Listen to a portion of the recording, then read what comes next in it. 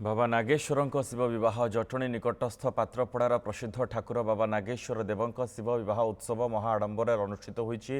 रीतिनीति परंपरा अनुଯାयी सकाळ मंगल आलती पर बाबा नागेश्वर देव बाजा बाण रोषणी सह बहु आडंबर में पात्रपड़ा गाँ परिक्रमा करते। मंदिर परिसर में पूजारी मंत्रपाठ सह भक्तों समावेश धूमधाम विवाह उत्सव अनुष्ठित होईछि। सेपरि जटणी रामचंद्रपुर बजार में बाबा आखंडलमणि मंदिर में नीतिकांति अनुଯାयी शिव विवाह अनुष्ठित होता।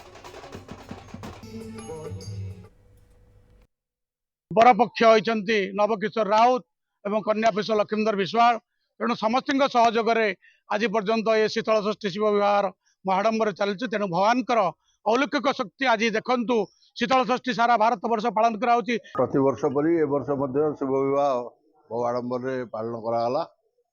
श्री श्री आखंडलमणि दयारु जाऊ प्रभु को मु सुजोग पाइली जे ताको पिता रूप में बाहागर करने आमर राजेंद्र सोनी जे कि माँ कन्यादान कले